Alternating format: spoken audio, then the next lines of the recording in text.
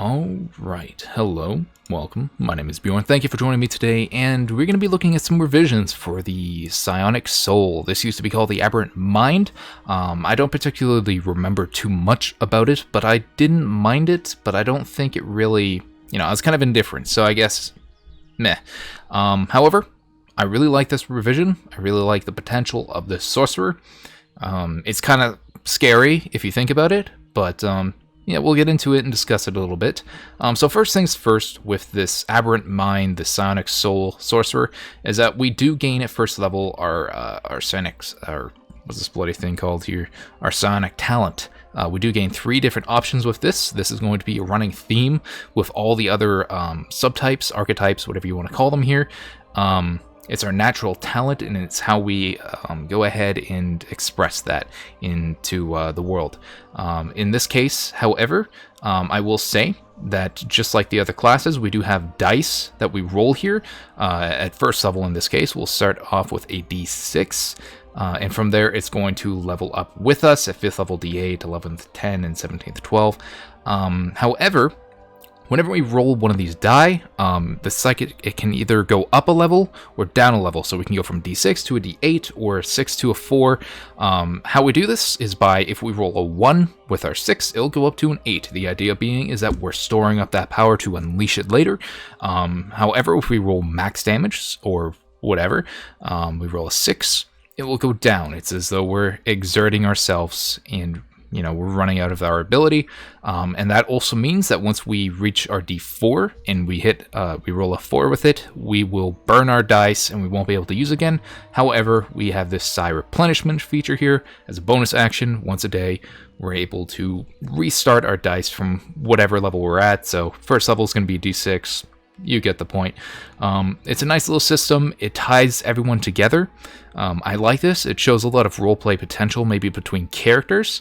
Perhaps in time, say a sorcerer could teach a fighter how to use a certain ability, or the fighter to the sorcerer. You get the point. It shows a lot of uniformity between them and a connection, and it shows that the power is the same thing, and I really, really like that. So for our psychic talents, though, we do gain 3, as I was mentioning: psionic discovery, psychic sorcery, and telepathic speech. The most basic one here is the telepathic speech.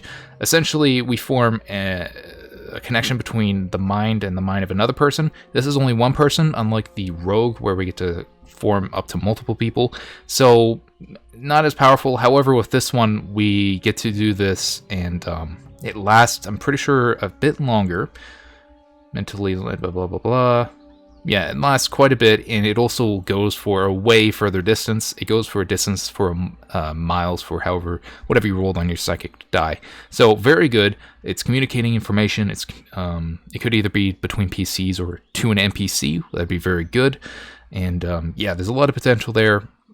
This game is about gathering information and using that information. So, that out of the way, the 2 big ones is, we'll go over the psionic discovery first. You can unlock the ability to cast a mind-orientated sorcerer spell you don't already know. After meditating for 10 minutes, which can be done during a rest, roll your psionic talent die and choose a sorcerer spell of a level for which you have spell slots, and that is of the school of divination or enchantment. You know the chosen spell for a number of hours equal to your number rolled. So this is pretty cool.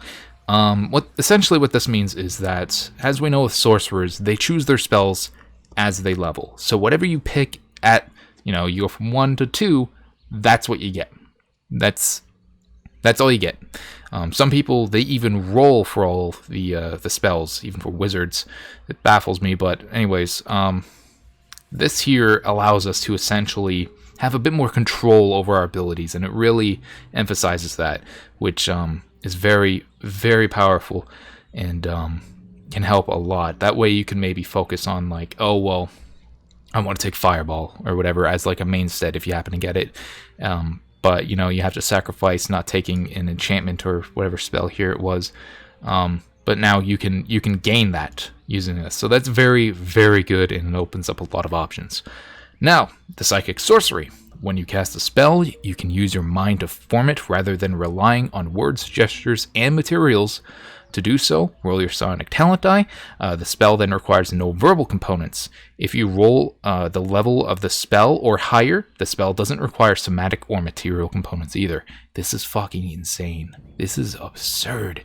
So essentially with this, the main case I can see this being useful as a dungeon master or as a PC player character, if you're captured or you lose your component spell bag or your arcane focus, you're generally screwed. Like, yeah, you have, access to some cantrips maybe, but a lot of spells you don't. A lot of very useful ones. With this, you're hard to pin down.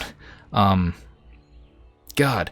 So, if you're captured, you have manacled, all of a sudden, if you're manacled, you can't move, you can't make the hand gestures. With this, you can ignore that. You can just cast it. You don't even need to be verbal. It can be silent. Like, it's akin to how this works very much just like the meta magic option, except it's juiced up. It's on steroids, and I really like it. And, yeah, also it works very well with the Psionic Discovery as well, because perhaps you didn't necessarily have the material components at hand for what you're looking to gain, so that way you have the material components for the spells that you already have prepared, and then this is the backup. But either way, a lot of potential here. This in a way makes you one of the most dangerous mage classes out there, that you can't really be pinned down, you can't really be stopped, and eventually you're going to roll the die, you're going to get out, you're going to do whatever. And I mean, that's even for lower level things. For higher level things, you can go ahead and plane shift, right? Like, maybe you had all your stuff taken away from you. You're in the city of Dis. You need to teleport out. They took, your tuning fork. You need that. Well, you don't need it. Congratulations. It's nuts. So, yeah, very, very powerful in the right hands with the right spells at the right time. I love it. Very, very cool. So, yeah. At 6th level, we do gain Psychic Strike. You have learned to channel additional psychic energy into your spells immediately after you deal damage to a creature with a sorcerer spell for which you expend a spell slot. You can roll your Psionic talent die and also deal psychic damage to that creature equal to the number rolled. You can do this extra damage once per turn. So this is just some extra damage. It's pretty nice. This is also a bigger way, another way just to generate those psychic dies.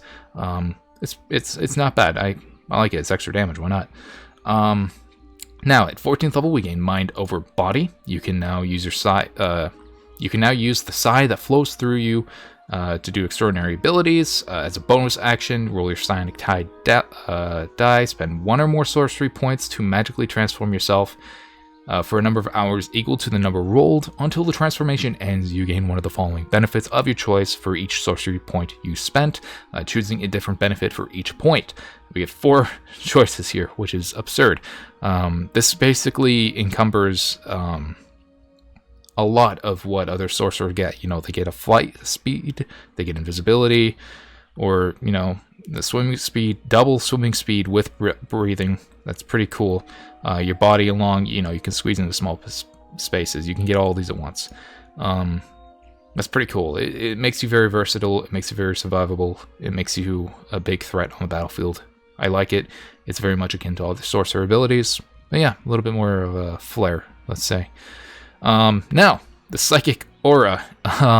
If your Psychic talent die is available, you can unleash your psionic power in a crackling aura of psychic energy. As a bonus action, you can magically radiate this transparent 30-foot radius aura for 1 minute until you're incapacitated or you lose the use of your psionic talent die. Whenever a creature starts its turn in the aura or moves into it for the first time on your turn, you can roll your psionic talent die and deal psychic damage to that creature, equaling the number rolled plus your charisma modifier. If this creature takes any of this damage, its speed is halved until the start of its next turn. This is okay. From what I recall, this is very much like this Guardian Spirits, I believe it's called. It's a cleric, mostly, ability, but it's kind of a toned-down Guardian Spirit, if you think about it. It's not going to be doing as much damage, for the most part, and it has a chance to it acts just like Guardian Spirit, but to get into it, the main issue with it, that I think is the main issue, is that if you lose your psionic die, this goes away, which is fair. I think that there needs to be two main changes to this. Is that, one, I don't think that if you roll on your psionic talent die with the die in this, I think that there should be a caveat that you can't lose, you can't go down a rank. So you can do max damage, but you can't go down. This is like a juicing up phase, which would mean that, you know, you're still going to be burning your psionic talent dies on other things. Maybe it's, you know, with the psychic sorcery, dealing more damage. So on your on your main turns, you're going to still probably be losing your psionic die, but this would make it like supercharged. It's not so much in like damage potential, but in how much you can charge up to. So you can always have a die, and like for that minute, you're not unstoppable, but you're feeling pretty good. And as another thing, this is the only other thing that I dislike, is that once you get up to a D12, which is what you start off with by that level, there's no going up. There's nothing about stockpiling. There's nothing about that. I think I may have mentioned this in the other videos, but with this, you're just at that D12. So if you roll a 1, you just roll a 1. It did nothing. You're not storing anything up. As a small change, I would make it so that you can stockpile D12s up to maybe, say, your charisma modifier for the sorcerer here, or intelligence for fighter or rogue. But being able to stockpile this would also mean that with the psychic aura, you'd be able to have a lot of D12s at your disposal. So you'd feel a lot less pressure during that time to expend these and possibly, you know, not lose them. Either way, that's one small change I would make personally as a homebrew. I don't know if people would like that overall, but I think by 18th level, you know, if you've invested 18 levels into this, you're kind of badass, and you deserve to be badass. And this, at the moment, as it is, feels kind of like a toned down Guardian Spirit, and that feels kind of bad.